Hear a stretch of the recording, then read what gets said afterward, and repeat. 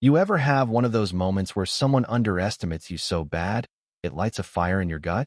That's where this story starts in the glitzy, marble-floored office of Marcus Tate, big shot CEO of Tate Innovations, where the air smells like money and arrogance. Picture this, a room full of suits, clinking champagne glasses, laughing too loud at Marcus's latest joke, a cruel bet tossed at Lena Harris, the housekeeper who's been wiping down their desks and scrubbing their floors for 20 years. Marcus, all smug with his tailored suit and million-dollar smirk, waves a thick stack of papers at Lena, a contract in Mandarin, loaded with tech jargon that'd make your head spin. Lena, translate this by tomorrow, and I'll pay you my whole month's salary, $500,000, he says, his voice dripping with mockery, like he's daring her to trip and fall in front of his boardroom buddies. The room erupts in laughter, sharp and cold, like they're all in on the punchline. A black housekeeper, barely seen, barely human to them, tackling something their high-paid lawyers can't even crack. Lena, though, she doesn't flinch. She just picks up the papers, locks eyes with Marcus, and says, calm as a summer breeze, I'll take that bet, Mr. Tate. The room goes quiet for a split second, like they're all waiting for her to back down. But she doesn't. She walks out, head high, with that dossier tucked under her arm like a weapon. Now, you might think Lena's just a housekeeper, right?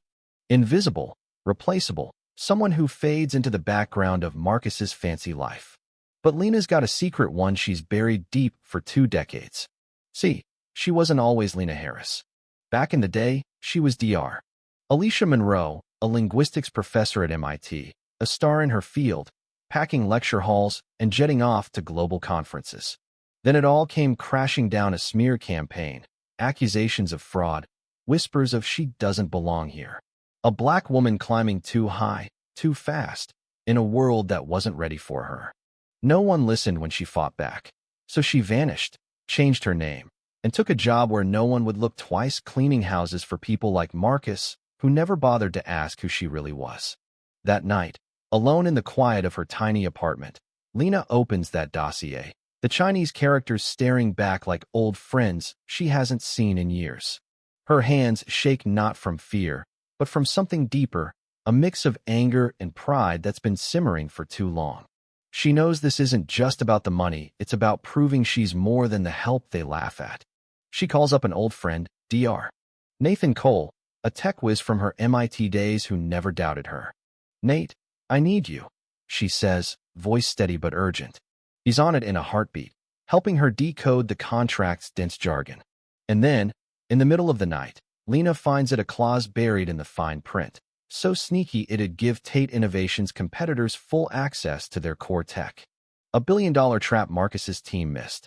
The next morning, Lena walks into that boardroom not as the maid, but as a force. The suits stare, annoyed, like she's crashed their VIP party. Marcus scoffs, "You're serious, Lena? You think you pulled this off?"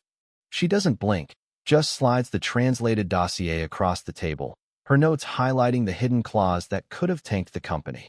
"Read it," she says, her voice cutting through the room like a knife. Marcus's smirk fades as he flips through the pages, his face going pale. The other execs lean in, their whispers turning to gasps. Lena stands tall, her voice steady. "I was a linguistics professor at MIT. I know this stuff better than anyone here. You're welcome for saving your company." The room's dead silent. Marcus, for once, has no comeback, just a look of shock mixed with shame. But it doesn't end there. Marcus, shaken but not stupid, offers Lena a new role, head of international contracts, a job that matches her skills. She takes it, but not without conditions: her safety, her privacy, and a company-wide promise to root out prejudice. Marcus agrees, and for a while, it feels like a win. Lena's closing deals, turning heads, proving she's a powerhouse. But not everyone's happy. Enter Victor Kane, a senior VP with a chip on his shoulder and a grudge against anyone who shakes up his old-school world. To him, Lena's rise is an insult, a black woman from the cleaning crew outranking him? Unacceptable. Victor's not subtle. He rallies a clique of loyalists, whispering about favoritism and plotting to bring Lena down. They tamper with documents, slip in bad clauses, try to set her up for a fall that'll cost the company millions. But Lena's been through too much to miss the signs. She spots the altered files, traces the changes back to Victor's team, and gathers proof every log, every email, every slip-up. One afternoon, she walks into Victor's office, drops a folder on his desk, and says, "I know what you're doing, Victor. Stop, or this goes public." His face goes white, but he tries to laugh it off. "You've got nothing, Lena." She just smiles, sharp and fearless. Check the folder. The showdown comes at an emergency meeting.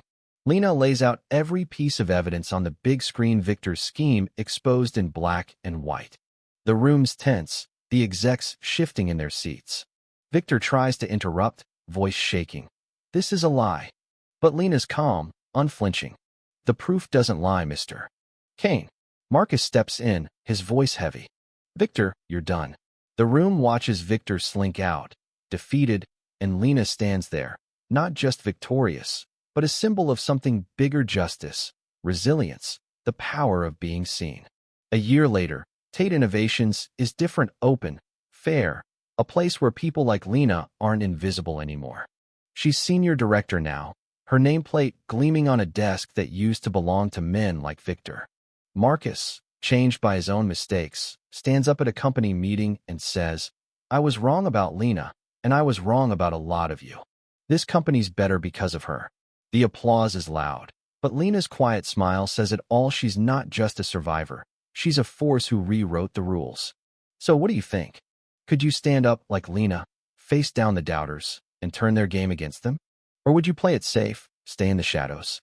Drop your thoughts in the comments. Let's talk about what it takes to fight for your worth. Share this story with someone who needs to hear it. And hit that subscribe button for more stories that hit you right in the feels.